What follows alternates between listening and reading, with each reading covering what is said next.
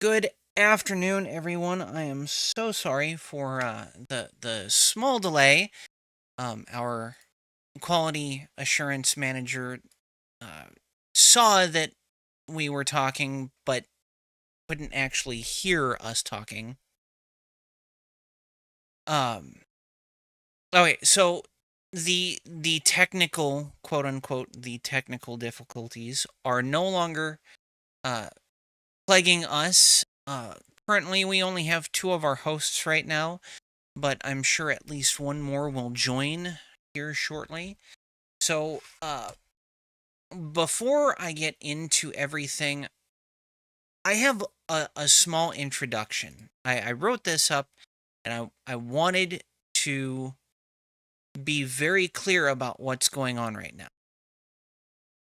Um, so, we're diving into three interconnected concepts that are essential to understanding the oppressive nature of the modern state: the thin blue line, civil asset forfeiture, and qualified immunity. These aren't just abstract legal terms, they're tools of a system built on coercion, a system that, from an anarchist perspective, is inherently illegitimate. We'll be exposing how these concepts, when combined, work together to form an efficient machine for a police state. We'll discuss the thin blue line myth and how it justifies police violence. Then we'll explore civil asset forfeiture. Uh, Hold on.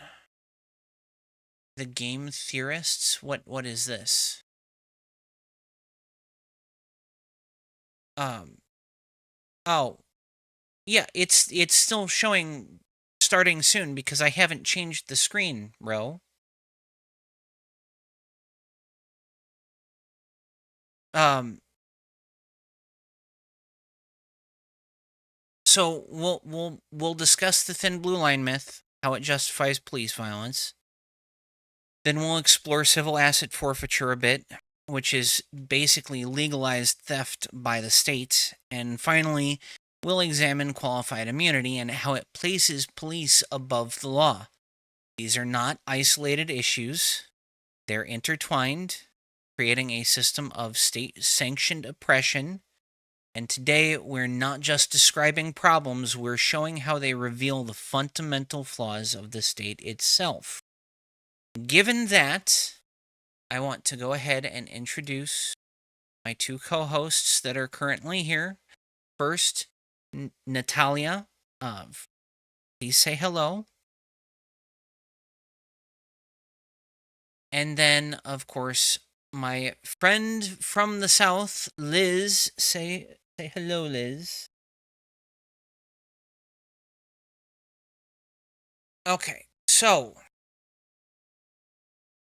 before I get into all of that, all of that discussion, there's some news that I need to shoehorn in at the front of this discussion, being the fact that the man was nominated to a department of the government dubbed Doge, aka Dogecoin, the meme coin for cryptocurrency. Elon Musk. Elon fucking Musk pulled some. No, go ahead.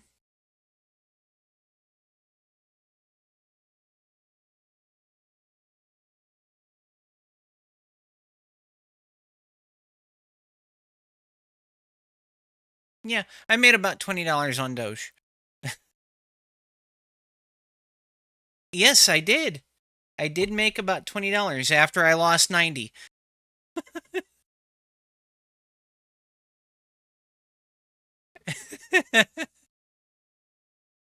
I wasn't going to talk about losing the 90. I just wanted to say I got the 20.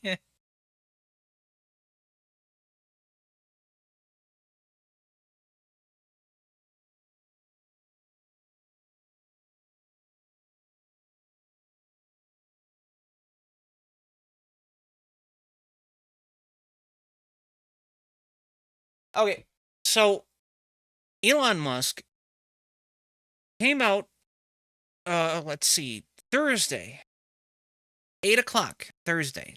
That's Central Time. And said this: just a reminder that the algorithm is trying to maximize unregretted user second. If far more credible, verified subscriber accounts, not bots, mute or block your account compared to those who like your posts, your reach will decline significantly.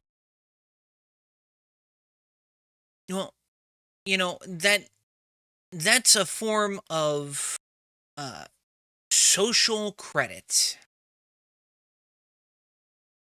in which the only person or the only people that get to decide if someone is worth listening to are the people that Elon Musk approves of.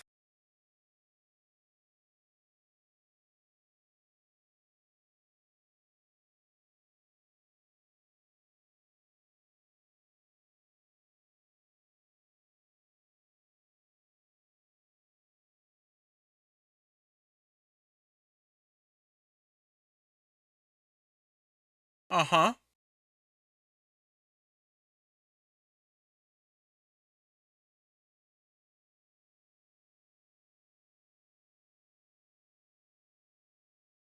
So,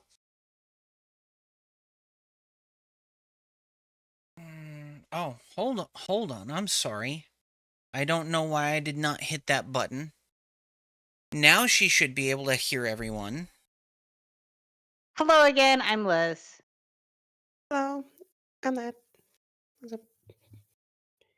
See, Okay, what were we saying? Oh yeah, right. this is what happens when I keep getting interrupted when I'm trying to produce the show, which is why for the next podcast that we're creating together, I'm only producing. I'm not hosting. That makes sense. Okay, I was just saying she was going to go to Truth Social, so it's okay. Yeah, so Elon said when he bought Twitter, he claimed he was buying it for free speech purposes, and it's something I've noticed over the last 24 hours is that he has started to cast aside people that he brought back because he didn't think it was fair that their speech was being curbed by the old people who ran Twitter, and now he's casting them back into away from him into the dark, and not allowing them to speak. Ms. Laura Loomer said that she canceled his subscriptions and sent a message to all of her subscribers And that she had done it. he took her blue check mark too. And he stole because she paid for that. Listen, Ms. Loomer paid for that check mark, okay? And he happily sold it to her. She was somebody that he liked up until yesterday when he capriciously decided that he no longer wanted to be friends. He's about to run into, or he's about to run face first into a class action lawsuit if he keeps taking check marks and subscriptions from people because they paid for that shit. And while he has no actual obligation to pay them for the revenue that they've brought in, technically speaking, he does have an obligation to leave their blue checkmark because that's a service that they bought. And that's true too. He also runs the risk of being one of Ms. Loomer's new public stunts. I recall the last time she lost her Twitter account, she handcuffed herself to the front door of Twitter until she had to go to the bathroom. Yes, Okay, I have a question. absolutely. Okay, theoretically, now Elon Musk does get sued. Could Trump just drop it? No, it's a civil Can action. you The government can't get involved in civil actions. Now they can file what are called amicus briefs, which are also known as briefs from friends of the court. And okay, that's well, how we call it. that's what amicus is a friend of the court. I And just call it a bribe. Well, no, that's not how amicus briefs are. If anyone was ever caught bribing a judge while also handing in an amicus brief, there's a lot of fucking trouble going on. I'm sure. But okay, I'm just saying, I think he's actually like so fucked if there is a civil action lawsuit because he can't just call Trump to dismiss it. Yeah, so Honestly, the reason he's so fucked is because everybody that he's handling is also a capricious asshole. And I suspect that if there comes an opportunity to throw him under the bus after all of these President Elon Musk jokes, that Trump will happily let Elon get trampled over by something. So this is not the only thing that Elon has gotten in trouble for in the past 48 hours.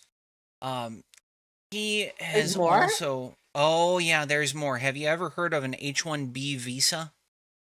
Oh no, I do know. He said that Americans are idiots. I was explaining this to my mother at breakfast today. How and then Vivek pulled the whole "you people are poorly socialized and that's why you can't achieve as much as my people" on Americans, which um fun. It's fun to hear the racism come back at us.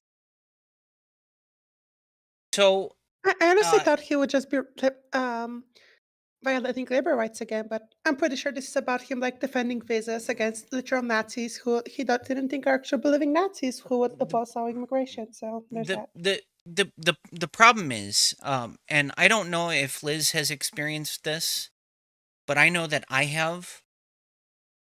I was ran out of my field of study, which was network security, back in 2014.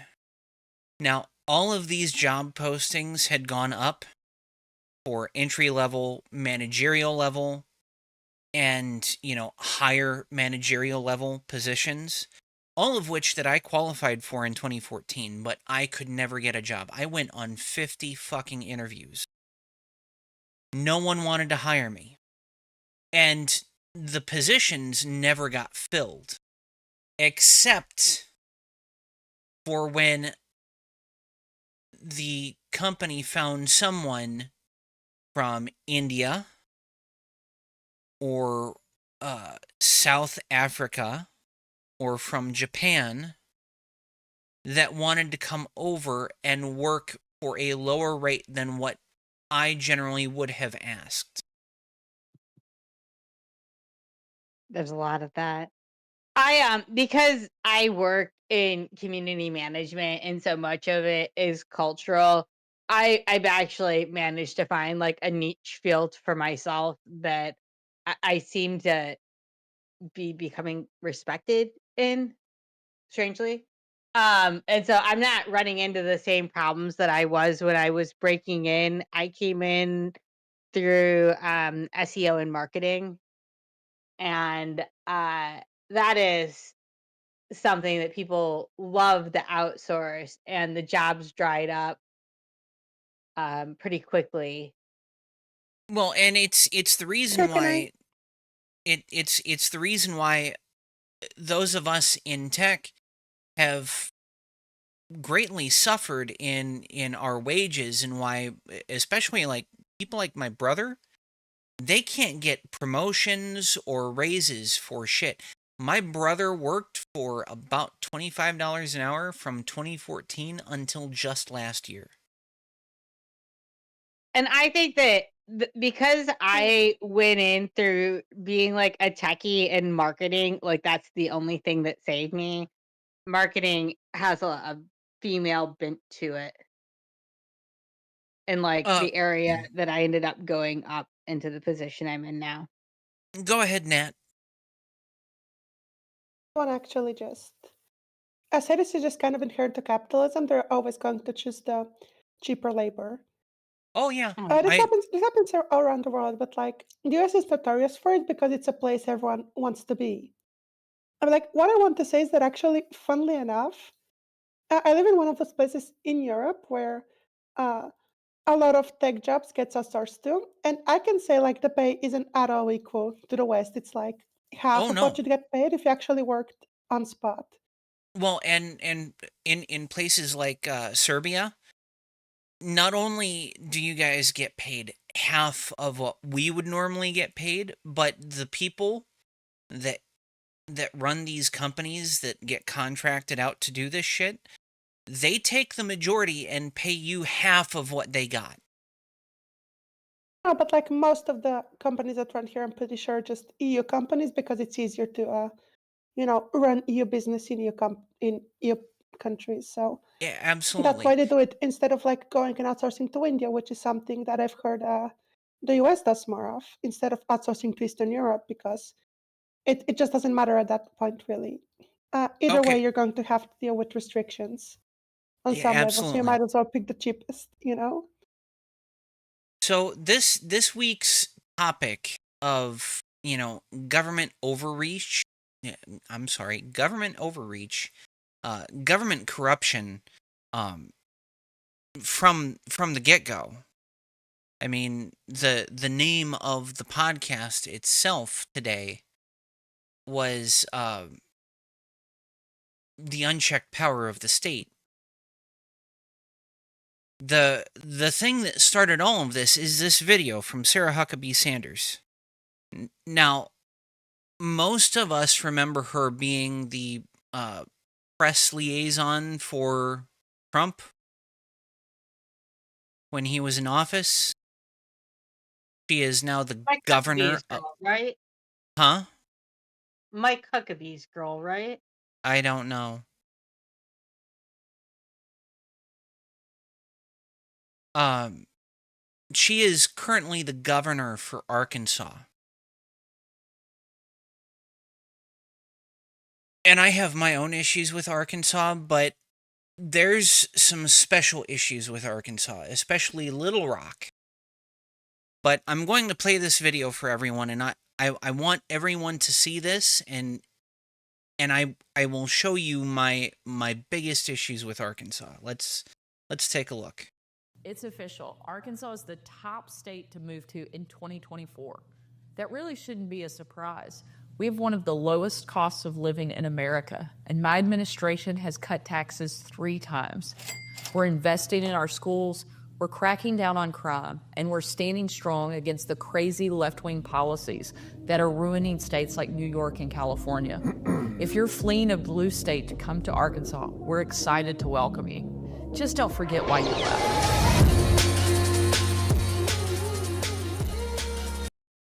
Well, there's some good reasons to leave Arkansas. You don't have to see the rest of this. I It's just fucking never in my propaganda. life has anyone said to me, Liz, I'm moving to Arkansas.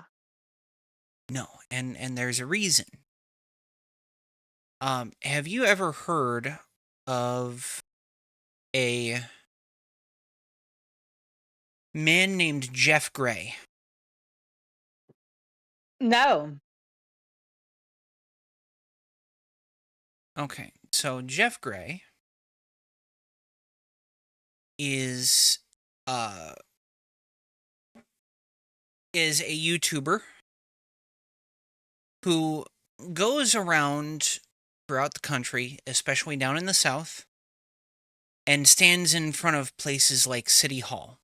And you understand why City Hall has such an importance in free speech, correct? Hmm. It's one of the most traditional public forums where people generally congregate in order to redress their grievances with government, be it state, city, federal government. The steps of City Hall are one of the most quintessential public forums. And you have the most protection under the First Amendment in a traditional public forum.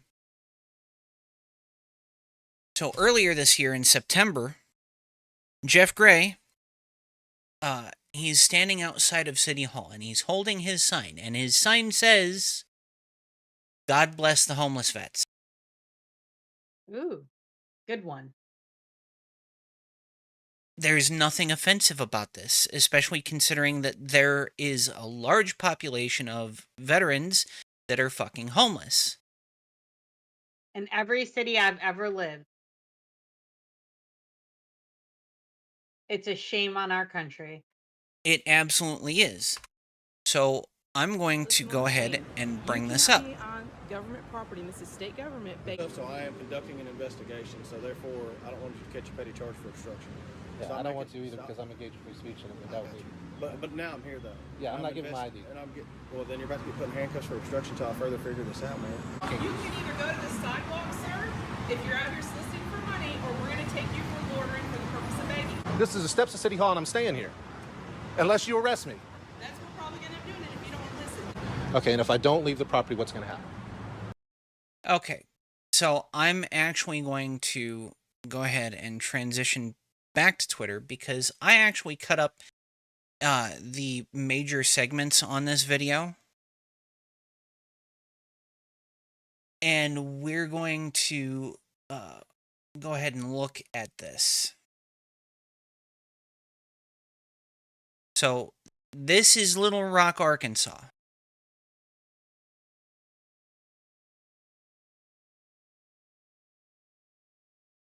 Now, this is just in the past 4 years. Ever since 2020, these are protests that took place on the steps of City Hall in Little Rock, Arkansas.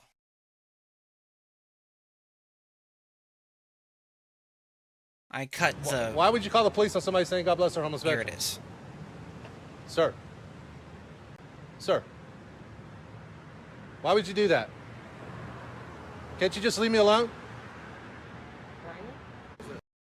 Okay, so first interaction is with the security guard at City Hall.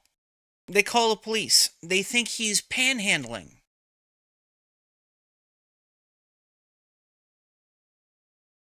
But even if you're panhandling, that doesn't make a difference. It's still protected speech.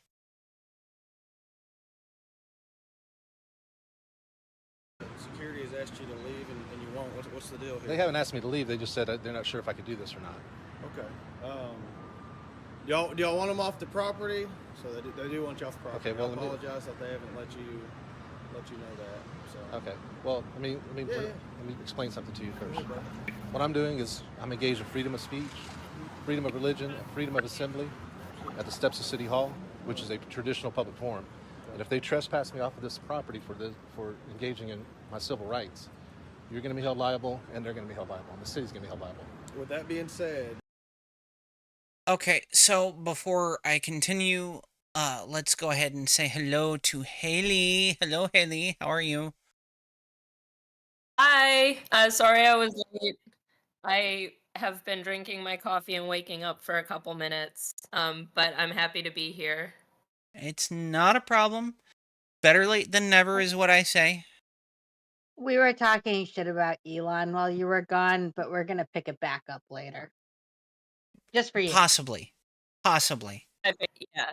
There's a lot of shit to get through today. What you're doing though, also at the same time is Sounds loitering. good. What are we talking about? Okay, so We're watching cops be stupid. Oh yes, we're watching cops be stupid. So just all of their work. The topic is government corruption and how the system is stacked against everyone except for the people that are part of it. Yeah, that's generally true though. Oh, about this all day. Oh yes, but I have some very specific examples, and this all started, or this video that I'm showing started with Sarah Huckabee Sanders saying that if you came from a blue state and you've moved to Arkansas, just remember why you left the blue state. But I don't know why anyone would move to Arkansas, especially given the fact that in its capital city, Little Rock, this is happening. They're going to try to trespass this man from the steps of fucking City Hall. even to this day, ever since that day in September, there are people that have been on the Little Rock, Arkansas's Facebook channel and on the Little Rock, Arkansas's, or the Little Rock Police Department's Facebook channel, the Little Rock Police Department's Twitter, posting "God bless the homeless vets." Because that's the sign that he has says. That's what it says. God bless the homeless vets. Is that offensive at all?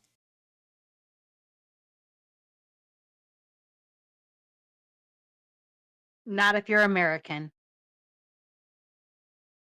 Principle that they are being biased against you, being religious. Okay, I'm hard to hear. You're good. It's not the fact that you're a veteran or that you're pushing your religion. It's the fact that you're loitering right on the front steps of City Hall. So you can simply just step on the public sidewalk and it'd be that simple. What's your last name? I'd rather not give my last name. All right, well, listen.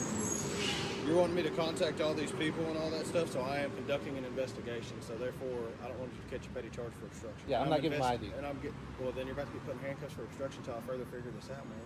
So It's not that serious, all right? it's not. I'm engaging free speech. I got you, and I'm doing my job. Before you put me in post, like I said, contact the city attorney or somebody like that, because I put you on notice that I'm engaging in I got you. constitutionally Listen protected to me. activity. Are you going to give me your last name and date of birth and all? What would happen if I don't? Obstruction. What does that mean? It's you're either impairing or hindering or prolonging my investigation. You want me to contact city attorney and all this? I need to know who I'm speaking to. I'm not just going to call all these people and be like, "Hey, Jeff is wanting this and this to happen," when I've already given you a rundown of what needs to happen. I'll give my ID under threat of arrest, but otherwise I'm not giving my ID. What's your last name? I'd rather not give my last name. Okay. If you're going to put me in custody and arrest me, I'll give you my ID. I got you. Why are you making this so complicated, man? I'm not. Notice that he doesn't want to cross that line yet. He's alluded to the fact that he might arrest him, but he hasn't said clean out that he's going to arrest him because he knows in the back of his head, this person is not doing anything wrong. I can't arrest them for not providing ID. There is no reasonable articulable suspicion. I think it might be just as simple as a predator seeing prey that's not acting like it's supposed to. Making it No, complicated. you are. I am standing right here in front of this sign that's already blocking. You can either go to the sidewalk, sir, if you're out here soliciting for money, or we're going to take you for loitering for the purpose of begging. Take me for loitering? Yes. I'm peacefully assembling. Can you confirm what Officer Mind you, in the state of Arkansas, loitering has a very specific definition, and it's to be somewhere aloof with no apparent purpose or reason. He has a very apparent purpose and reason. He is assembling, expressing his free speech. You cannot charge someone with loitering for free fucking speech. Jackson before you make this decision? Because I will sue you if you remove me from these. Don't do that. I will sue You're you. not charging me. Or I will anything sue else. you if That's you fine, sir. trespass me from That's this fine. property. Call your lawyer right now. That's fine. It's not fine. It's not fine. I want you to leave me alone and let me get my. This is the steps of City Hall, and I'm staying here, unless you arrest me. That's what we're probably going to end up doing it if you don't want to listen. They're saying you can go and stand on the sidewalk right here on the front, but you're not listening. You don't want to do that. These are the steps of City Hall. On the front of the sidewalk, standing with your homeless sign. I'm gonna stand right here because I have every right to do it. It's free speech and freedom of religion.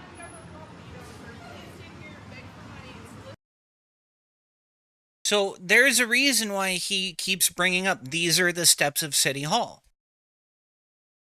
It's a traditional public forum. And I'm aware that most people here don't specifically know what or how the courts view all of this, but panhandling is completely legal. You cannot make laws abridging the freedom of speech. And so any laws that generally target a form of speech instead of all speech, especially when it comes to a form of speech on a traditional public forum, going to be looked at by the courts as under what's called strict scrutiny. And strict scrutiny basically says the government pretty much can't justify anything that they do, as long as protesters or, people begging or people just expressing a sentiment, as long as they remain peaceful, the government can't do shit. But that doesn't matter. That does not matter to cops whatsoever. And I wanted to bring that up, and I see that Liz posted his channel. And I think that you would get a kick out of a lot of his videos, Liz. I have watched some of his videos before. I If you love had his said videos. the guy that gives cops a hard time, I would have known who you were talking about. Oh, yeah. Well, there's in the auditing community, there are a lot of us that give cops a hard time. I was gonna say that's a pretty badass way to know someone. Like, if I were to die and all people knew about me was the guy who gives cops a hard time, like, I would feel successful in my life. I aspire to be like that. We have some issues here. Why can... Oh, that's why. Okay. There we go. Let's go ahead and try to open up the next one. Okay, so... Do you see this? This is a cop pointing his service weapon at a person riding a bike. Oh, shit. Now, this video comes from Lackluster, but it's also a compilation of other videos from a different YouTuber, and said YouTuber is Charlie Dog 84, and this is San Antonio Police, or DeSoto Police. I'm just riding my bike. I'm sorry, man. Now look at you, bro. You're crying. I'm sorry, man. I'm so sorry. Next time you come to one of our scenes, start talking to us, I am going to arrest you. Welcome back to the Lackluster channel. In February of 2024, Charlie was recording the San Antonio police making an arrest. Mind if I go on the other side? Don't get too close to that. Yeah, for sure. I'm just going to walk all the way around. Yeah. All right. Thank you, man.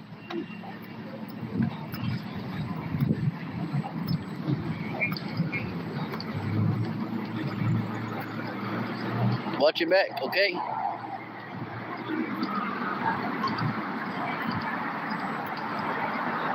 I ain't got no weapons, man. Calm down. Come here. Yeah, you was looking at me like it was a problem. While filming, he noticed another group recording the incident as well. Can I ask you? That's a very important thing to bring up. He's not the only one recording. And generally speaking, especially in Texas, it's not a problem to record. Or at least it shouldn't be. It's recognized throughout the entire country. Every single circuit has ruled on this. It is generally a right to record public officials in the course of their duties.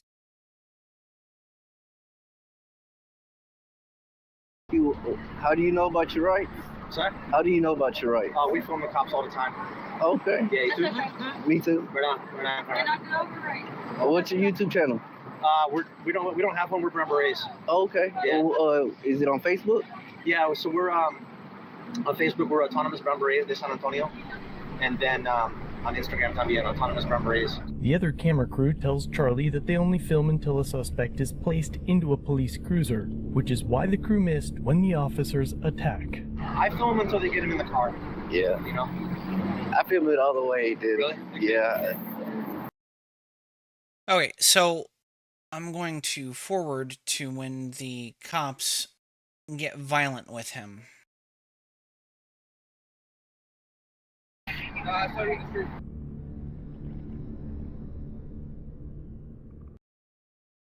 So the cops involved in this are Officer Colton Richter and Officer Lorenzo Vela. And all they got for what they're about to do to this man is a 15-day suspension.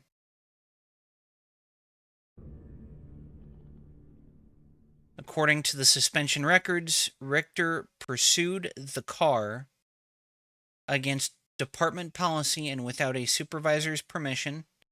Richter intermittently used his emergency lights, drove his unit against wrong-way traffic, and drove more than 30 miles over the speed limit.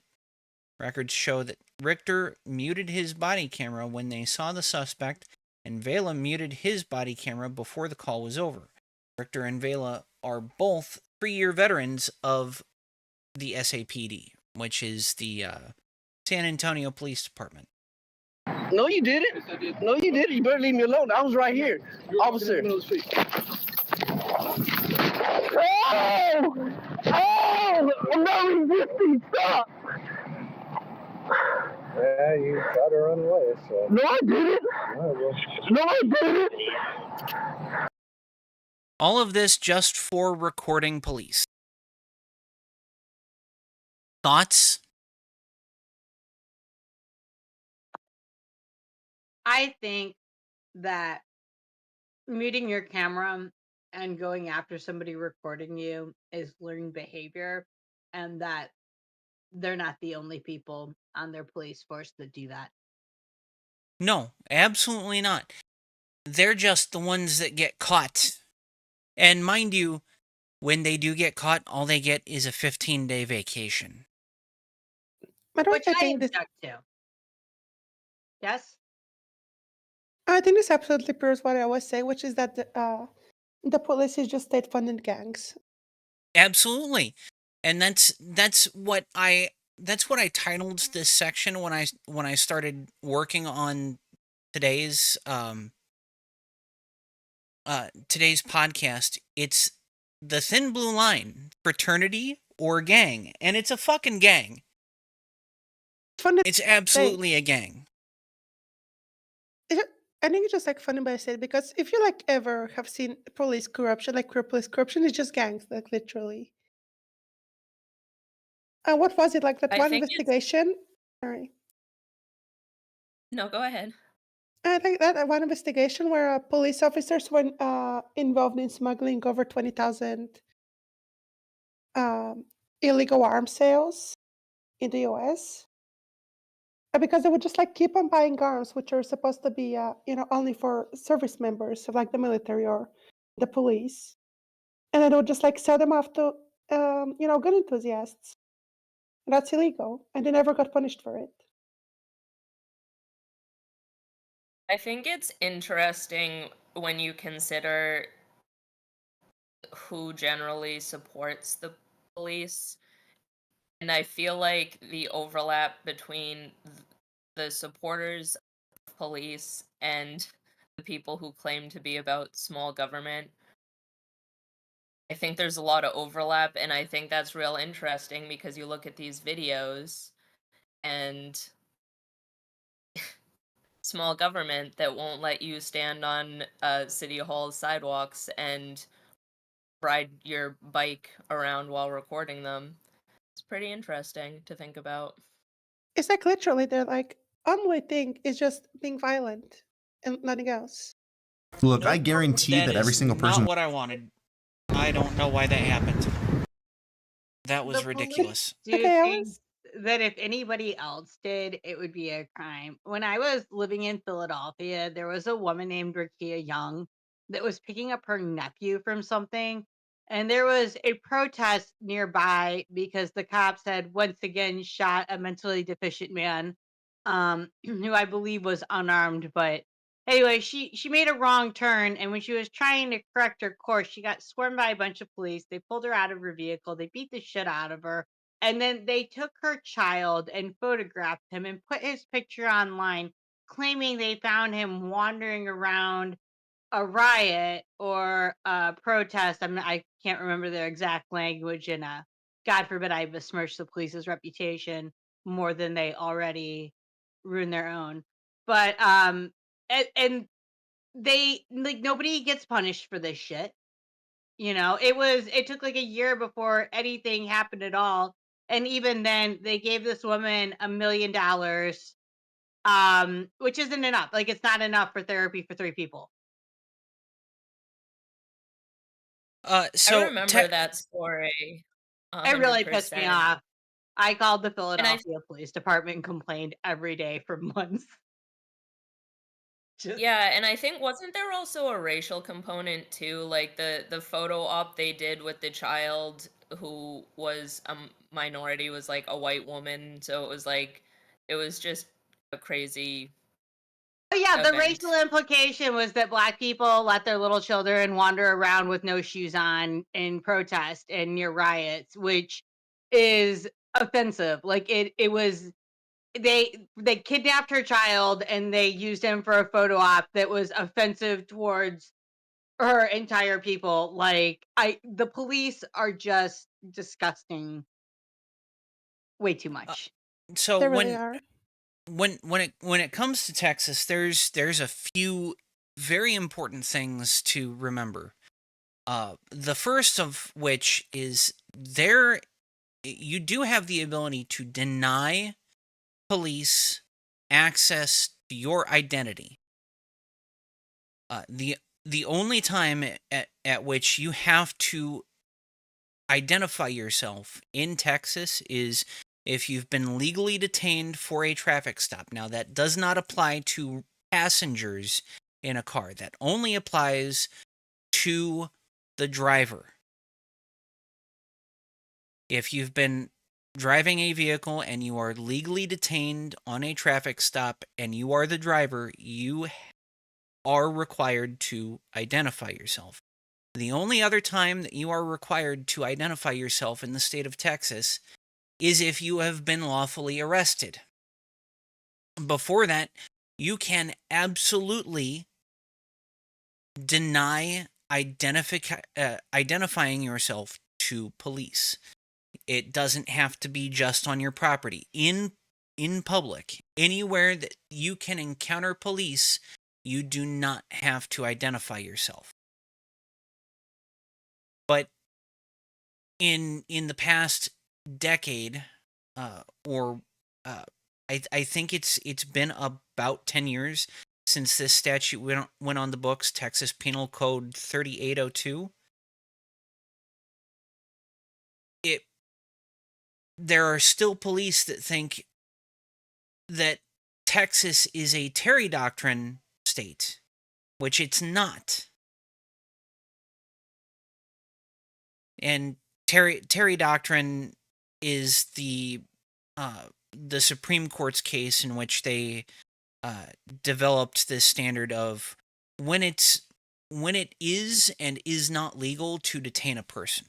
And the entire idea is you have to have at least 2 objective facts that would lead a reasonable person to believe that a crime has been, is currently in process of being, or is about to be committed.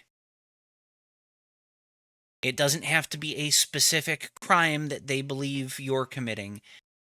They just have to have 2 objective facts that would lead a reasonable person to believe that crime is afoot. A lot of police seem to believe that that is them being annoyed. Those are their reasonable facts. This person annoys me is fact 1, and I don't Yeah. like it is fact 2. But, and that's especially the thing about Texas is it doesn't matter how annoying I am to you. You cannot get my fucking ID, so you can go suck it. I'm getting a little bit worked up. Okay, I Okay, have a question. Yes. we all hate police. Like, how come, like, this is like a universal experience with police? I feel like because it's like international, but how do they never know the laws? How do you Because even they're pass the police test without knowing the laws you're supposed to enforce, quote unquote? they're Of course, it's just a they gang, but you know. they don't have to know the laws. They have to vaguely understand Supreme Court case law, or case precedent, which is why whenever you talk to an officer, and say, for instance, you're a passenger in a traffic stop, and they ask you to get out of the car, and you don't want to, they always cite Pennsylvania versus Mims. And if you're stupid, then yes, Pennsylvania versus Mims says that a officer gets to tell you to get out of the car whenever they want. But if you actually know the case, it's an officer who rightfully fears for their safety is allowed to pull you out of the car and do a Terry frisk. They may pat you down for weapons, and they may keep you out of the car until your detainment ends. Now, that still does not give them the ability to search your car, which some believe it does. It does not give them a right to search your person, which a lot believe that it does. It only gives them the ability to pull you out of the vehicle if they believe their safety is at risk. But most cops don't know that. They only know the name of the case, which is why they also only know Terry v. Ohio. I was going to say, I think that big problem, in my mind, a lot of problems just in America in general and in the world come from a lack of education. And I think that always comes back to that. I think that look at it, especially in America, police don't get enough training realistically, like for what they're expected to do and like the role that they're expected to play within society. In any regard, as far as laws work, and also just as far as like using weapons and things like that. And the people in America are also uneducated as far as what the laws are. So I think that like the only way to solve any of this would be like massive education reform where we're teaching law to everyone. Because I also don't trust that police would not, all my kids. turn around, manipulate the law to their advantage if they're uneducated about it as well. So not only is this a problem with the police, but it's also a problem with laws.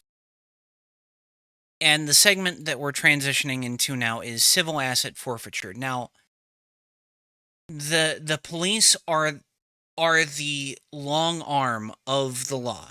They are the enforcement. They are the goons that the legislature, the executive, and the courts use to twist the arms of the individual. It's a big club, and you're not in it.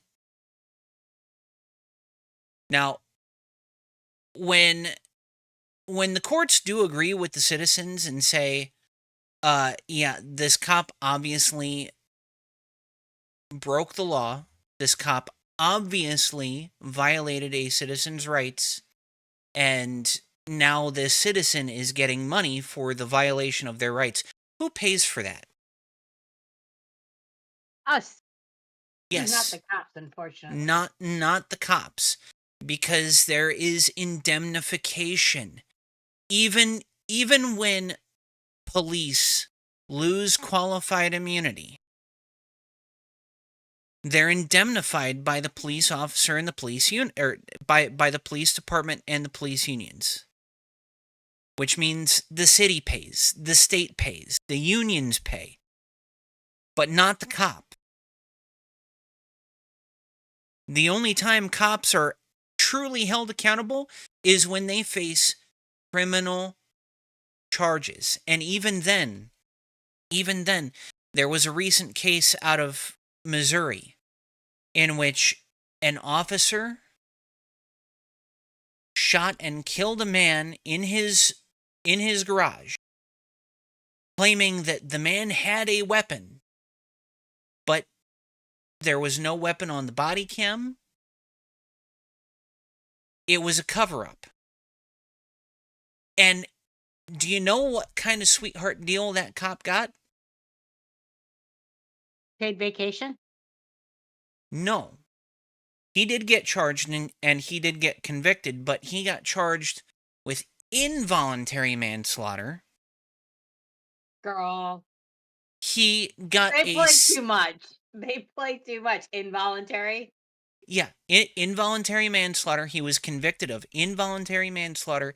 He was given a 6-year sentence to be served concurrently with the other charge of perjury, because they found that he and other officers doctored their reports to try to cover their tracks. So he got 6 years for involuntary manslaughter. He got 3 years for perjury. And do you know what else happened? What? The governor commuted his sentence in jail. He didn't serve a fucking day in jail. He serves probation, honestly, and that's it. You could have convinced me this person didn't have, connections from being in the police force. Because this is what always happens. That's why they never get convicted, if you ask me. And the only reason why the governor didn't pardon him is because the prosecutor wrote him a letter very publicly letting people know, please do not pardon this individual. And the governor came out on TV and said, I had no knowledge of this case. Bullshit. It's all over the fucking news. States all around you know about it. There's no way that the governor of Missouri didn't know that this shit was going on in their state. Oh, well, to hear them tell we've got the most illiterate politicians in the world. They never read nothing. That'd be Arkansas. You'd actually be surprised. That's a really big competition. Oh, I'm just making a joke because whenever we go up to our politicians and we go, hey, did you read so-and-so's tweet? Or, hey, did you read this report? Or, hey, did you? And they always go, no, I haven't read it yet. Like most politicians get in with connections, I assume. So when So when it comes to civil asset forfeiture, this is one of the methods in which they get money back or take in more money from taxpayers in order to subsidize their criminal ventures. What a polite way to say their piracy. Excuse me. Oh, it's not just piracy. It's state sanctioned racketeering. It is absolutely state sanctioned racketeering. Because they all come at it from, oh, well, I protect you. No, you don't protect us. You don't protect anyone. You don't have a duty to protect anyone. You have a duty to take money from us. That is your stated objective within the government. Also, they seize our drugs and then they sell them. Yes. Or if you're in Florida, they make them in the courthouse and then they sell them to you. I thought it was only like a thing here. Apparently, it's also a thing there. What, cops stealing your drugs and selling them back to you? Honey, And that's a thing everywhere there's not cops. like not selling them back to you, but like literally having like a being drug dealers on the side and just selling them to other people at a markup, of course. It's the natural progression. Like, they take the drugs. What are they going to do? Burn them? They can make money off of them, and they're petty criminals. So just like smoke them, take the drugs. I bring up the cops making them themselves in the courthouse because that is what happened in '88 in Florida. I think it was Jacksonville, Florida. Don't quote me on that. And Sounds like Jacksonville activities. and the cops in the courthouse were making crack cocaine and selling them. Selling the drugs to people on the streets. And now one of the prosecutors or the district attorney in that area is now seeking to vacate all of these people's criminal charges that occurred before a judge ruled you can't make drugs and then sell them to people. That would be considered entrapment. Call me old fashioned, but some things you don't need to be told. Well, and that's hilarious because entrapment generally requires a person to say no initially. Like, this has to be something that a person generally wouldn't do, and the cop would have to try to convince them to do something against their nature. Which is we've why already established it's in cops' nature to sell drugs. That's why they do it all over the world. If anyone remembers the Michigan governor abduction bullshit, there's a reason why those guys got off. And it's because the cops that were planted, or the Fed that was planted into the group, was trying to convince all of them to do it. And ladies, just remember, if somebody starts coming up with ideas that don't sound fun to you, it's because they're a Fed. Yes. Everyone is a Fed until they prove to you that they're not. Or they got good ideas, because Feds never have good ideas. And what if it's a foreign Fed? Does that make it funnier? What? If the Fed is foreign, does that make it funnier? I don't know, does it? Erica? I don't know. Okay, wait. What do we count like a corruption officer from the EU as a Fed as well? Are we having ACAB discourse of what qualifies as a cop again? Like, wait, what did you say the role was? Because it sounded like a cop. Oh, I don't know. Federal government is like the U.S. federal government usually is what we call Feds. Corruption investigation officer from the EU or something. Listen, I'll just make it fucking simple. Anyone that is part of the government, be them legislature, executive, like a governor or a judge, they're all fucking Feds to me. They're all cops. They're all bastards. And what I'm asking is, what if it's like it's like a super governmental structure? So like someone from NATO or someone from like the EU, which are not governmental structures, but they're structures made up of like several governments as well. They're still Feds. They're still cops. Yeah, fair. They're still bastards. Yeah, I'd agree.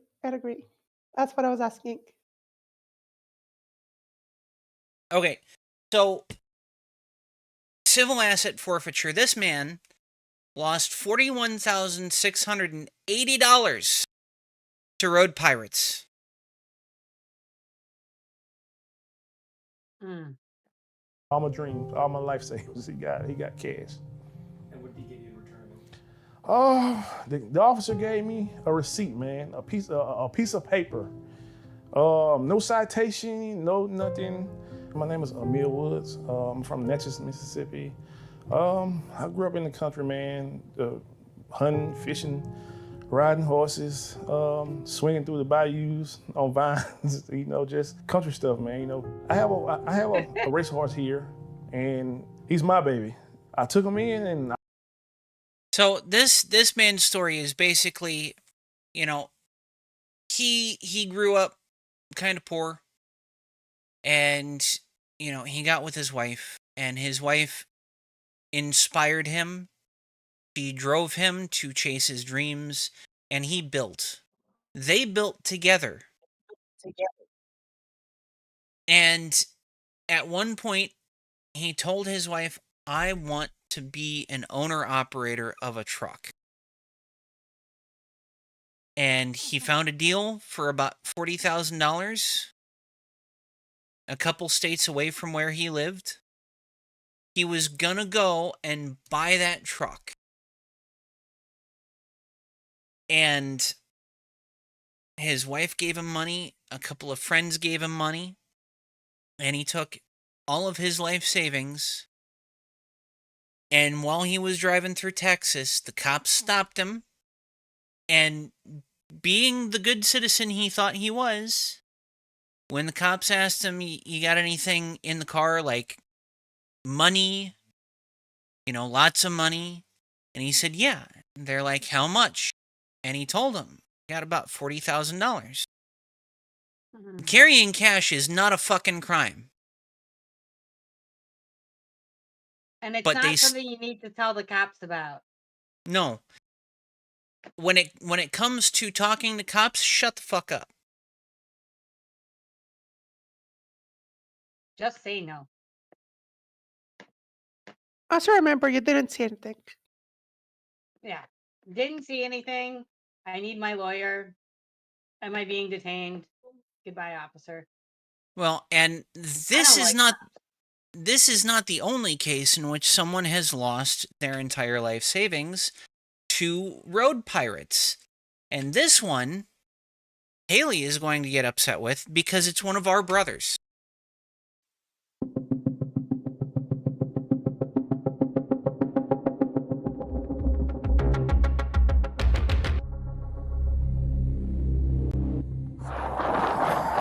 I just wanted to tell you, Officer Brown, you're taking money out of my kids' mouths. Sorry. You're taking food out of my kids' mouths. Like I said, we believe right now that this is drug proceeds, illicit currency. Well, I'm going to prove to you that it's not. Perfect.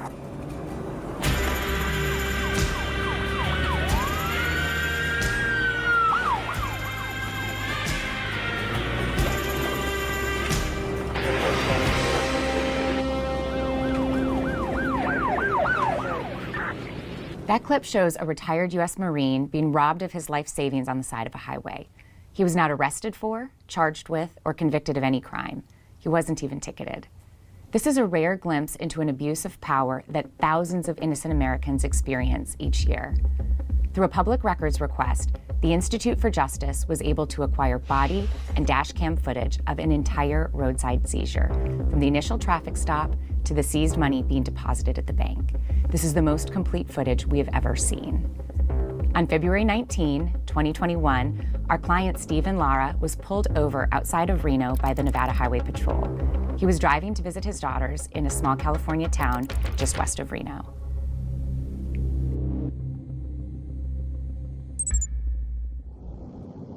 The driver of this vehicle was following that red and blue semi-truck too closely, less than a second following distance. Also driving. Okay, so you take a look at this video. What have you already seen on this dash cam?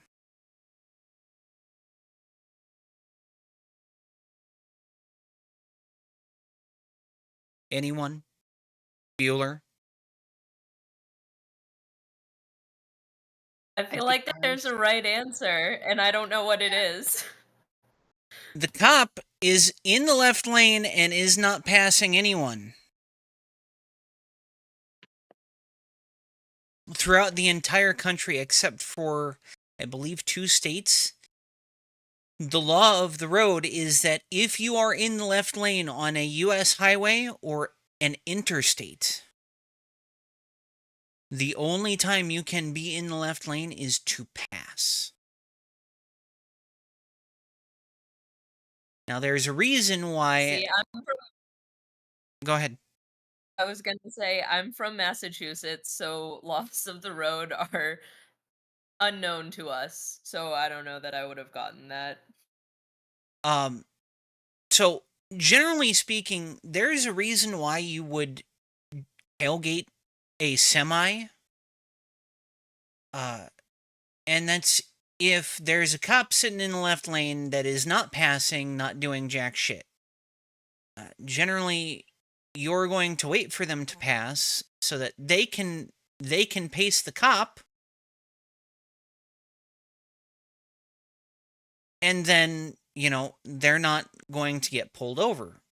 But if the cop's just sitting there in the left fucking lane, no one's going anywhere or doing anything. But eventually, our brother decided he was going to move into the left lane to pass the semi.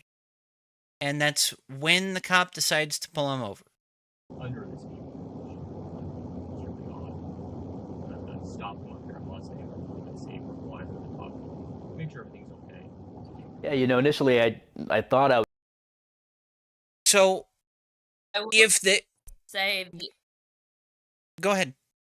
Oh, sorry. Also, to the whole point of like he's following the truck too closely, you generally do want to wait until you're like right behind someone to pass a semi. I mean, I'm trying to get around those things as quickly as possible. So kind of crazy what they can come up with as far as excuses to pull you over. Absolutely. So when it comes to this specific case, generally when you're highway patrol, something like that, you don't want to make a stop on reasonable articulable suspicion. Because that makes things really shaky for you as a cop, or at least it should. You want firm probable cause. You want something to cite them with. But as you hear on the dash cam, he doesn't really have anything to cite him with. He's trying to set up reasonable articulable suspicion. Which is why he's saying he was following too close, he was going under the speed limit. He's trying to set up suspicion, not probable cause. But this is a retired Marine that was traveling from Texas to California to go see his daughters. He had his entire life savings in the car. All of it. And I will say that this aspect of things confuses me. Why do so many people, why are they carrying around this much money and trusting police officers? Listen, a lot of us that spent time in the military, we feel a sort of brotherhood or sisterhood with cops. Because Don't you got them in the military too? Yeah, we do, but generally most of us don't fucking see them. I don't know. I struggle with it. Maybe it's because I ran into an asshole cop young, but I don't understand why so many people don't think that the cops will rob them blind. And I guess I'm not trying to victim blame. I just don't understand why this isn't more common knowledge. If it hadn't been for my interaction with Hillary back in 2010, I probably would have still, or would just now be coming into the opinion of cops are bad. Wow. Yeah, Wow. But Hillary put me on that track really early. I have never met a cop that wasn't involved in being an asshole at the time I was interacting with them. And this is one time I was walking with my bearded dragon, and a police officer pulled his gun on my lizard. And that's just like what I consider to be typical cop behavior. Anyway, sorry, we're watching a video. No, it's absolutely fine. So he's traveling. He's outside Reno. The cop stops him for no probable cause, but reasonable articulable suspicion, because he did set up two factors that could lead a reasonable person to believe that crime is afoot.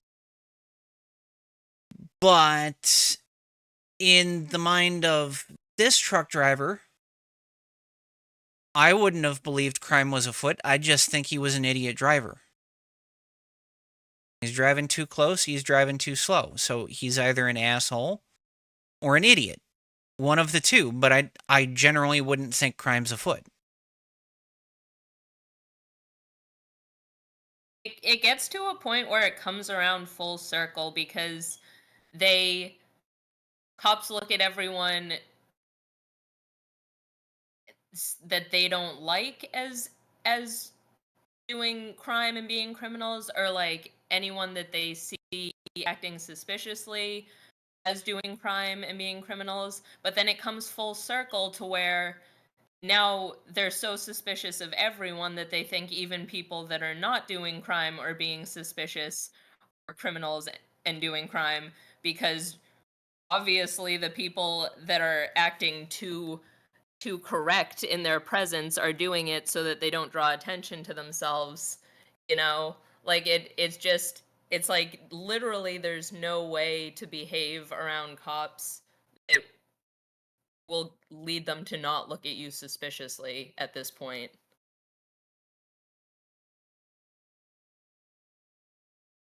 Okay, so let's fast forward a little bit.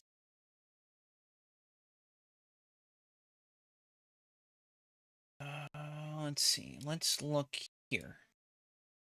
So 24 You minutes. head out to a traffic stop, or are you busy on that other stuff now today?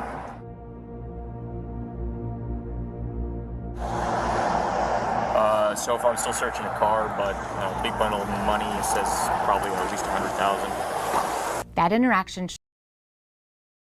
Okay, so cop says there's at least $100,000 in the car. Now, this prior service Marine voluntarily let them search the car. He did not stand on his rights. They did not have probable cause. Having a large amount of money does not give you probable cause.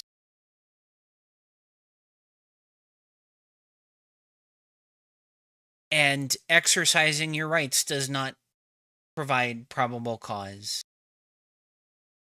And while cars do not have the same level of privacy under the Fourth Amendment that houses do, there is still privacy concerns, and so they do have to obtain, at minimum, probable cause in order to search vehicles.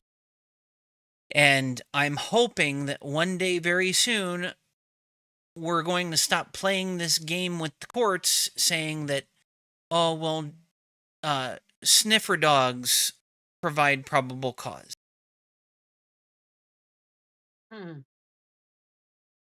Because 97% of all open air sniffs are false positives. Dogs are very excitable and they don't speak English. No, they respond to handler tone. 100%. Yeah, that is exactly what I was saying. I remember I had a dog point at me at the airport once, and I explained to the person that I had an open pack of biscuits, and they tried to tell me that they could trade the beagle out of a beagle because that's what the sniffer dog was. And I said, I don't think you can. And it turned out the dog wanted my biscuits. The last clip that I have, coincidentally, is an airport. And it's also being handled by the Institute for Justice. If anyone does not know what IJ is, they are an organization that does nothing but pro bono work on cases they believe they can win and change court precedent over. They have several cases in front of the Supreme Court right now, including one that may be able to overturn eminent domain. But IJ does all of their work on donations alone.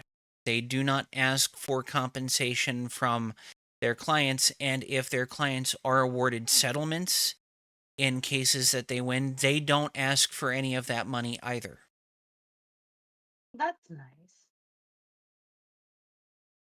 So IJ has this video, and it's from 5 months ago. It's called "The DEA Caught Red-Handed Airport Intimidation." And it's along the exact same lines where these state government, these government actors are now trying to seize someone's property. And this happens daily, especially in Atlanta, Georgia.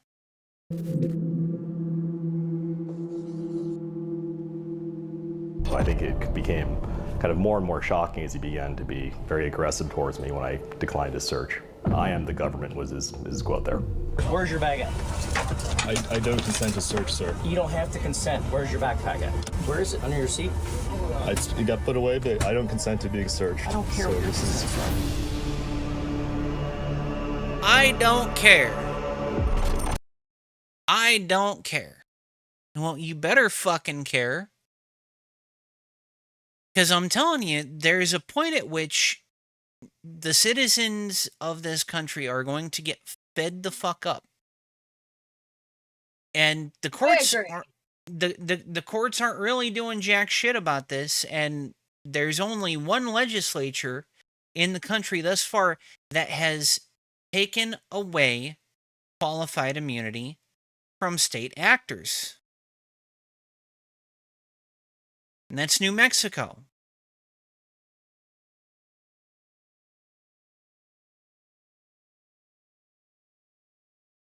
And if more states don't fall in line really fast and enough citizens get fed up, we're talking about the absolute end of the federal government. We could be leading up into the kind of social climate too that led to the uprising that we had over George Floyd. And if you replace that with another case, like, I don't know, a Marine getting robbed of his life savings, that's even more viral, like you could definitely see that happening, Absolutely.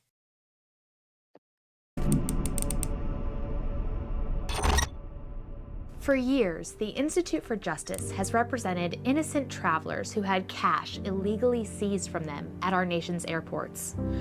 Often acting on little or no information, Federal Drug Enforcement Administration agents target certain travelers and bully them into letting their bags be searched.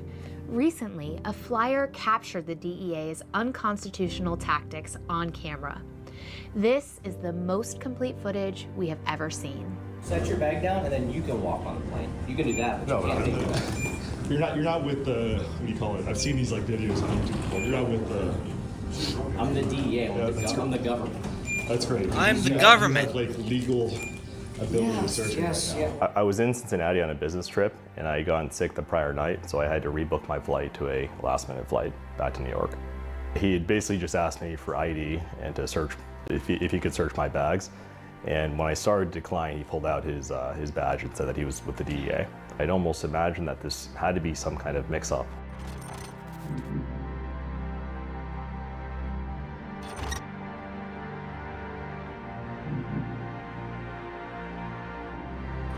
After David refused consent to the DEA agent, he should have been allowed on his flight.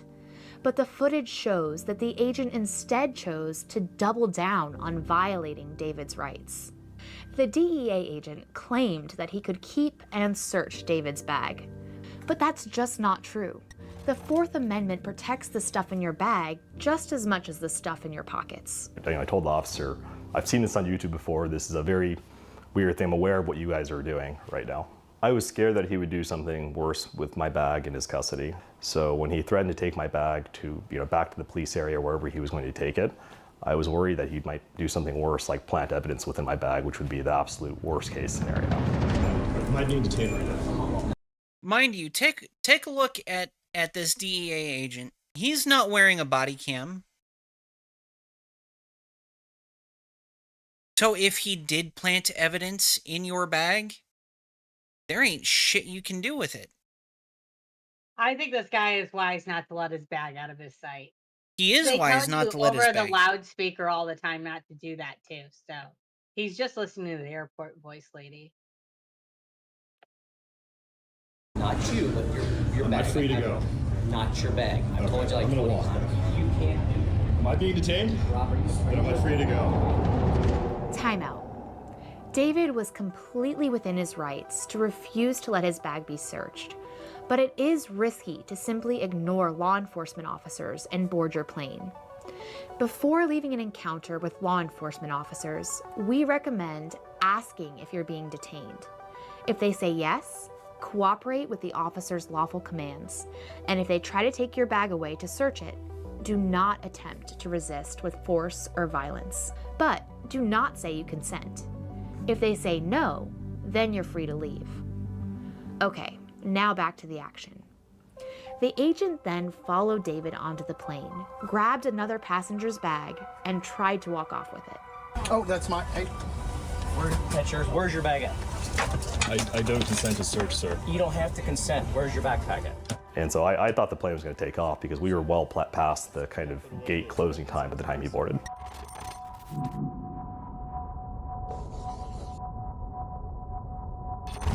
You want to watch the dog? What? So he's going to do an open air sniff with a dog of a fucking bag in order to obtain probable cause to search the bag. But he had no reason. And how much? Go ahead. They didn't show his face at all, but how much do you want to bet that he's of a minority ethnicity as well? Oh yeah, So he's definitely either South Korean or Japanese of ethnic descent. I can almost guarantee it.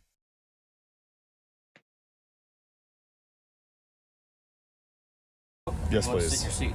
I would like to watch Well, the then dog. come out. Up to you, man. Now, mind you, in order to detain a person or their property, you must first have reasonable articulable suspicion, which this DEA agent didn't have. Then, in order to search property that you've detained or seized, you must then have probable cause, which, if you don't at least have reasonable articulable suspicion, you don't get probable cause. Now, if you witness a crime in action, that gives you probable cause. But if you didn't witness a crime, and there's no reasonable articulable suspicion, you cannot just fabricate probable cause using an open air sniff. It doesn't work. I have a feeling he's gonna try anyway. Well, I followed. Say again? I said I have a feeling he's gonna try anyway. Oh, he is. And I'm fairly certain that this guy missed his fucking plane because of this DEA agent. I'm off the plane because he had my backpack, and I wasn't going to leave an airport with my work laptop, my passport, a lot of my documentation from work, and so I didn't have a choice. The agent again insists that he does not need David's consent to take his bag. But without probable cause of a crime, DEA agents cannot seize your belongings against your will. Period. Okay, so when you buy a last minute ticket, we get alerts. We come out to any and all flights, doesn't matter who you are, race, sex, nothing, right? Yeah. We come out and we talk to those people, which I've tried to do to you, but you wouldn't allow me to do it. Am I under suspicion of a crime right now? Do you have probable cause? So we have a lot of money and drugs going out of every airport to New York. Okay. It's an influx of it. Okay. Okay? So that's my... Am I being suspected of a crime? I just want this to be reported. I don't know. The DEA hires informants to alert agents when someone purchases a last-minute ticket. Honestly speaking, Do you know he does? Do you honestly think that someone trying to smuggle drugs on an airplane is going to buy a last-minute ticket? No. No, they're going to plan. Whoever is selling those drugs and having them run to, say, New York, like this DEA agent infers or says, they're going to plan this out meticulously. They're going to get a mule. They're going to buy a flight ahead, like weeks ahead, and then the mule is going to be handed the ticket and sent off to do their job. They're not going to buy a last fucking minute ticket. It doesn't work.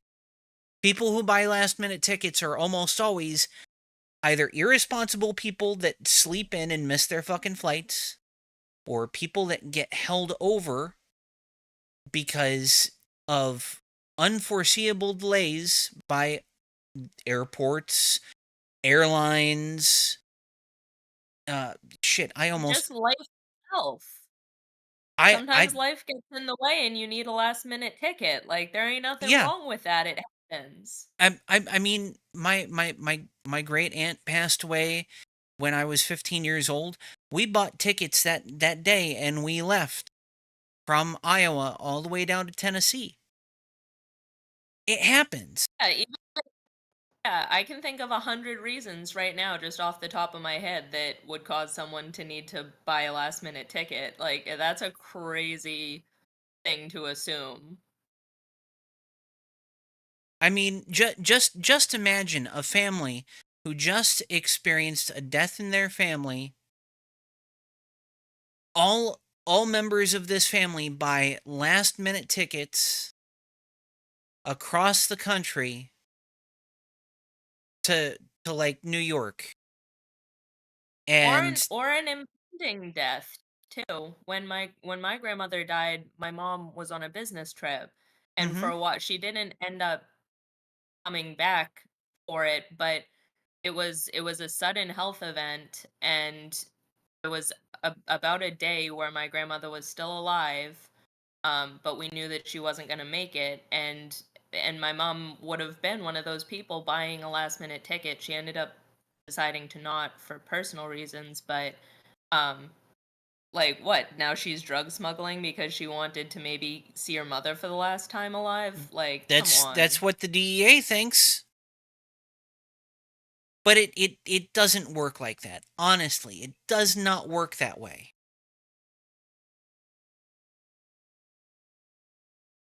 To a known center of drug activity, which is most major American cities. Of course, buying a last-minute ticket isn't probable cause of a crime. That's why the agent keeps refusing to identify any crime that David is suspected of. If you have to take a last-minute flight for work or to visit a sick loved one, guess what? You'd be on this list too. Do you have probable cause for a search? I have probable cause for a dog to walk up and smell your bag. Yes. Like, my lawyers are going to be taking this up with you. You didn't take your bag off like I asked you to. I don't have to. I asked you if I was being detained, and I can walk away if not.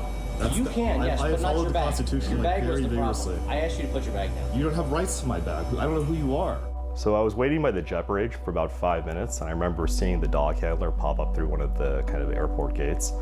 And at first, he pointed the dog towards my bag, and the dog took a smell and just ran straight past it. A few seconds later, he started clicking his fingers, and the dog started coming back, and I saw him basically gesture at my bag.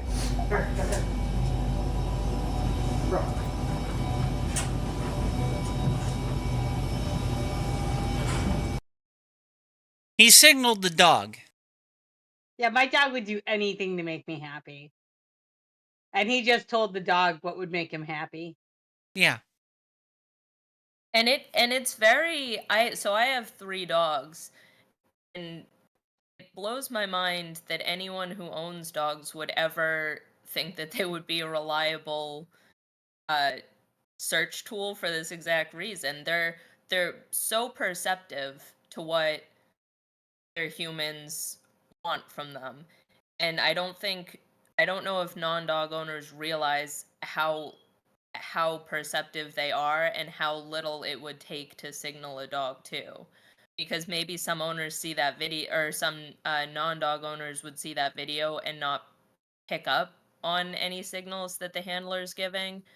But as a dog owner, it's obvious to me, so I wonder if people are just not dog owners and they just don't even realize how easy it is to manipulate a dog's behavior. Well, I mean, honestly, I don't trust any judge that doesn't have a dog. And I especially don't trust judges that do have dogs that uphold this bullshit.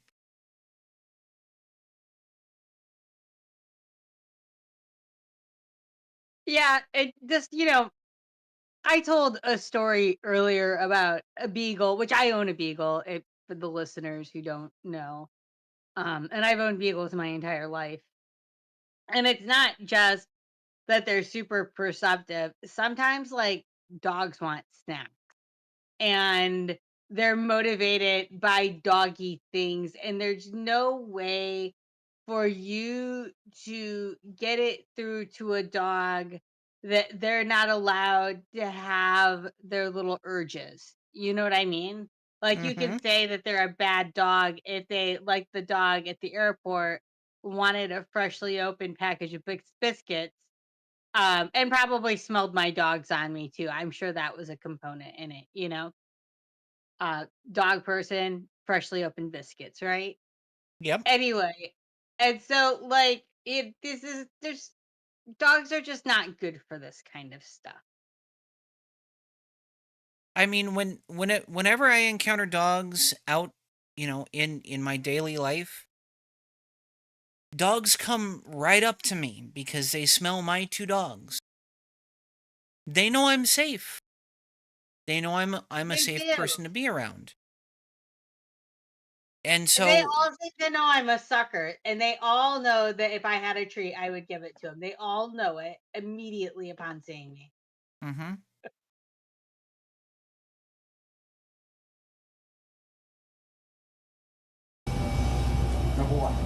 You see that? You got it recorded. Don't edit that part out of the video either. Yeah, don't edit that part out of the video either.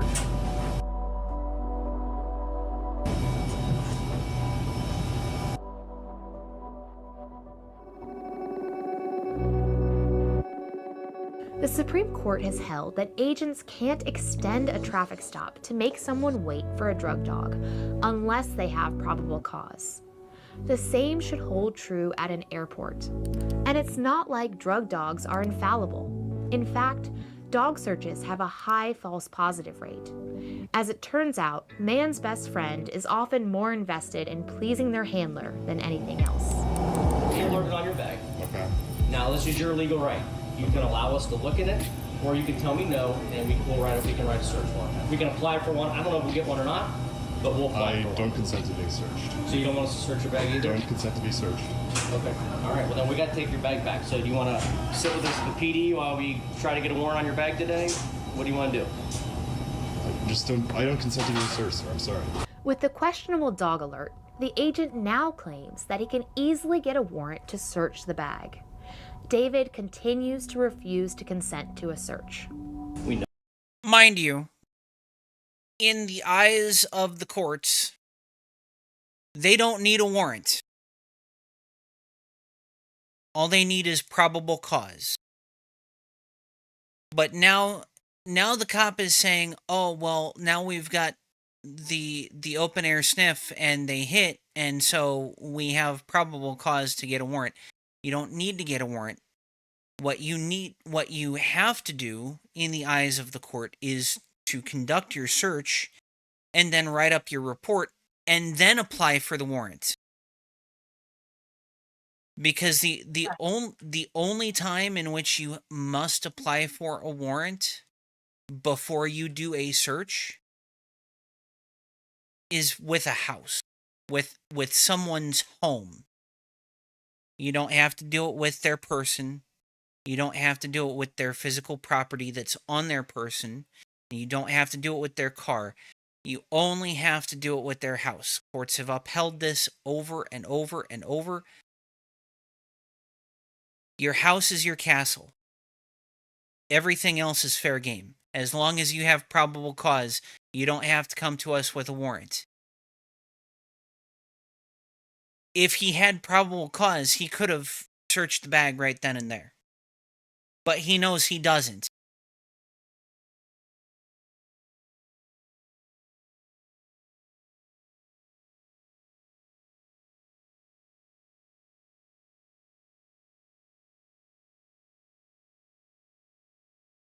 Okay. Know our law. We know what we're doing out here and what we can and cannot do. Okay. It's a piece of paper that will literally stay with us. It just says that you're allowing us to search it. If you want to sign your name that says that we can search it, which I don't know why it's so difficult, we'll search it. If not, we're going to do the same thing I just told you. I'm not going to repeat all over again. Think about it for a minute. I know you're irritated. I have a phone. Yeah. I know you're annoyed. And I'm annoyed too that you caused such a scene for something so silly. Defending your constitutional rights is not silly. If something like this ever happens to you, visit ij.org and let us know. In the moment, I felt extremely violated by his actions. I felt extremely angry and extremely shocked by what happened. The law actually doesn't distinguish between bodily property. I'm being detained now because my bag is taken, my property is You're where. not out in the public. You're in an airport. And This is a public area for what it's worth. Okay, so anything outside of your home, even on private property, is still considered public. Anywhere that a mass group of people has license to be is public. It may be what the courts consider pseudo-public property, in which it's not actual public property, but everyone has license to be there until you're denied license to be there by the owners. The courts are still going to view it as public property. So yes, he is being detained in public, and this cop is trying to make, or this agent is trying to make this stupid distinction that you're not being detained, your bag is being detained. But you don't detain a bag, you seize a bag. And the only way in which you can seize a bag is by detaining the person of which owns it. Yeah, this is just him playing jumping jacks with words because somebody told him no and he didn't like it.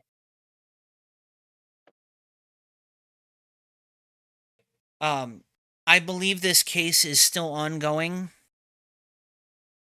So I will absolutely provide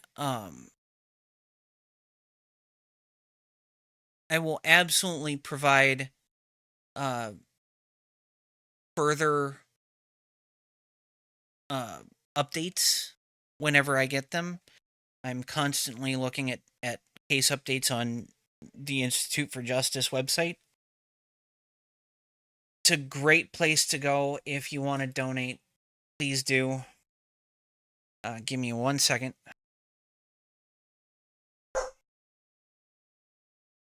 I regularly donate to Wikipedia, which, circling back to our earlier discussion, Elon Musk has recently tried to get people to stop donating to.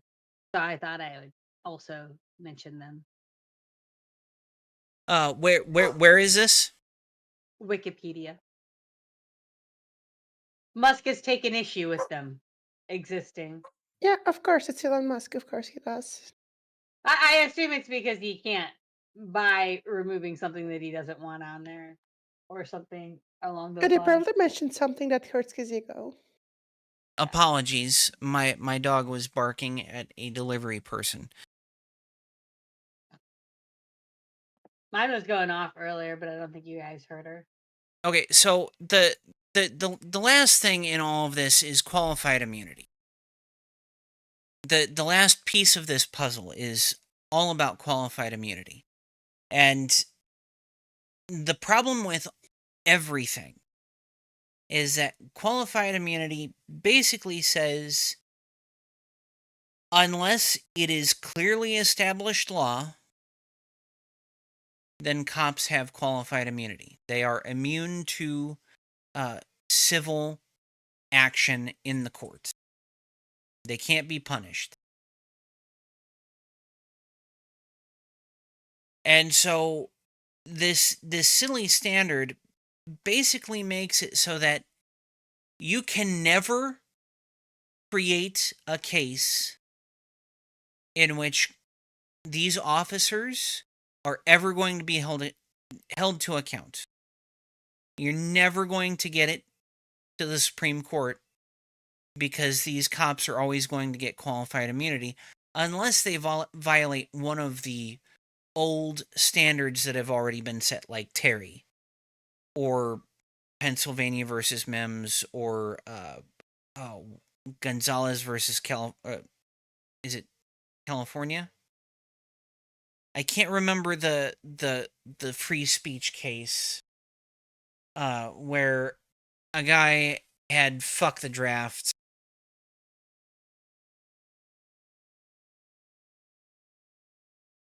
Cohen versus California. Landmark decision of the U.S. Supreme Court in 1971, holding that the First Amendment prevented the conviction of Paul Robert Cohen for the crime of disturbing the peace by wearing a jacket displaying "fuck the draft" in the public corridors of a California courthouse. So cases like that long established things that were already built on other cases like Barnett versus the West Virginia State Board of Education or Tinker versus West Des Moines. I mean, unless you're supporting your case based on those, the courts are going to look favorably on those because, hey, we have widely set precedent on these cases, but anything with a new set of facts, especially surrounding Fourth Amendment, the court doesn't like touching those. Especially now that Roe v. Wade has been overturned. And that, regardless of whoever's feelings, whether you're pro-life or pro-choice, it doesn't matter. That overturn was a bad decision. Roe versus Wade properly read in the right to privacy in the 4th and 14th Amendments. It properly read in the right to privacy, and now overturning Roe versus Wade, you've now opened up a bunch of cases based on the right to privacy, including Fourth Amendment cases, where cars are getting searched. People's firearms are getting taken off of their bodies. When the cop has no reasonable belief of danger. You're doing away with everything that we have established on the back of Roe. It's not just medical cases that were built on Roe. It was all privacy cases in the US. I think a lot of people in America don't understand the fact that laws are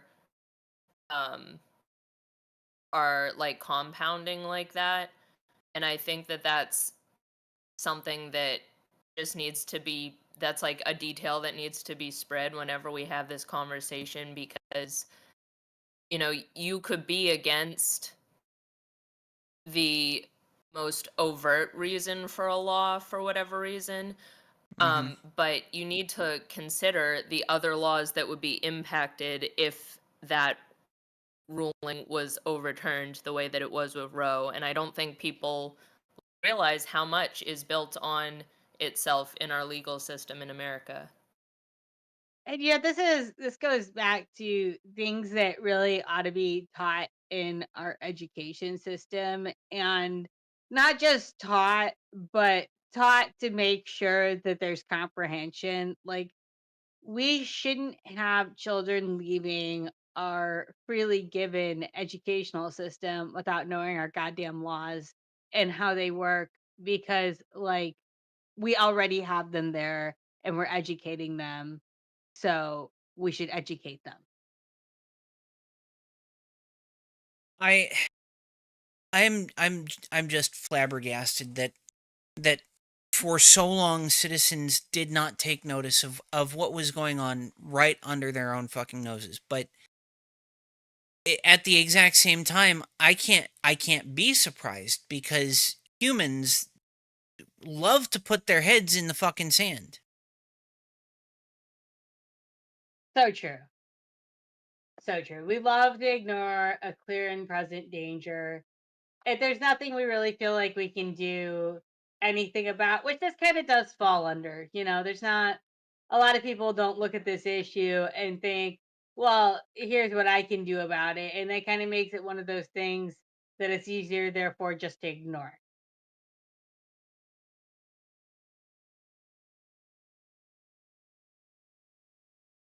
At at some point, something has to give, and I'm telling you, if we go for another year or two down this same path that we have been going, the citizens are going to get fed up. It's not the legislature that's going to fix things. It's not the executive that's going to fix things.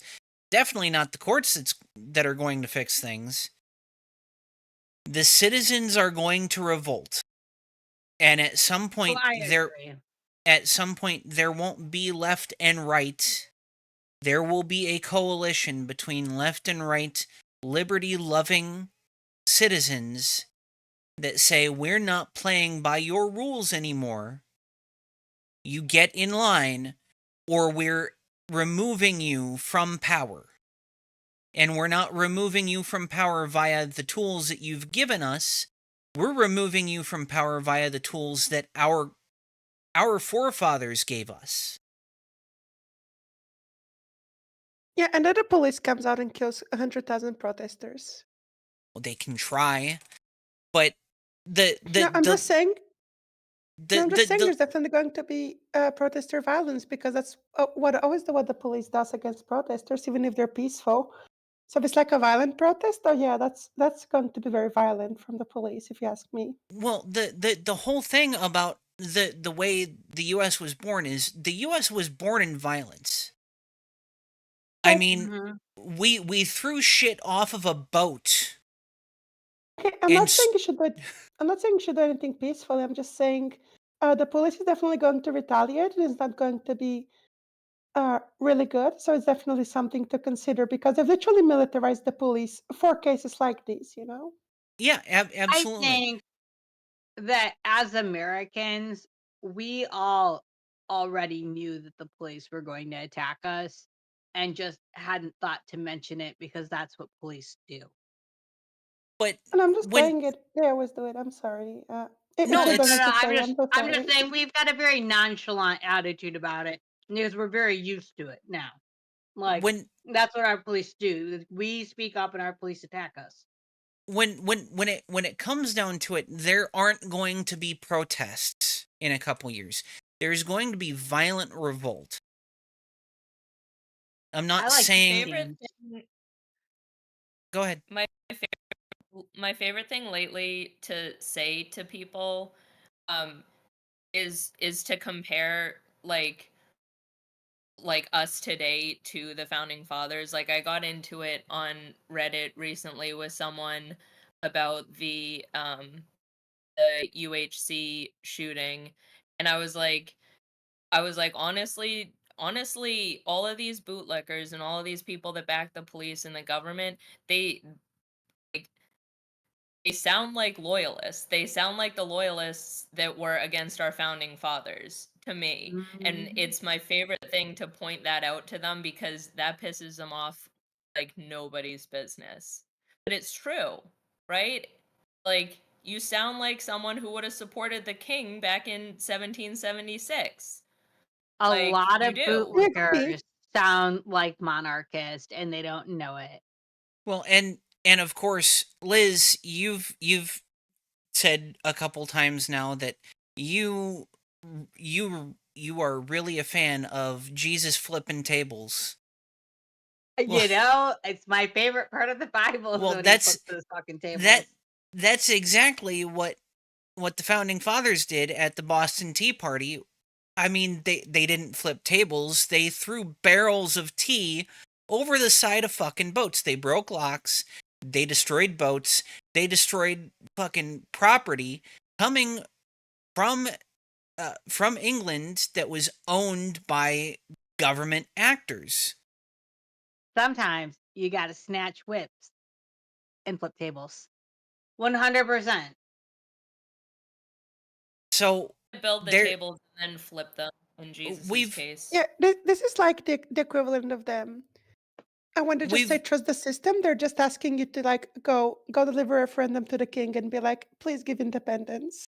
So places like Portland, everyone remembers the Chaz. Of course. Okay. But that was in Seattle. Oh, thank you, Seattle. No but problem. I had just moved out of Portland, and I was closely following it. Places where Antifa struck only government entities. I'm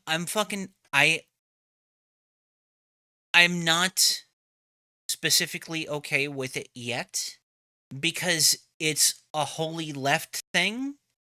But as soon as Antifa started hitting businesses, that's too far. Businesses that are not directly involved or owned by government actors, I've got a problem with it. But if you're only hitting Antifa, though? Do we know for sure? No, could they have been plants?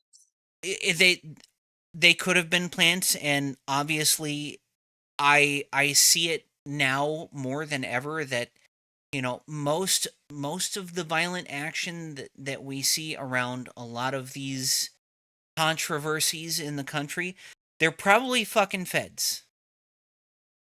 According to people that I may or may not know, it was not Antifa. Okay. Okay. The reason I ask is just I honestly don't trust our government not to.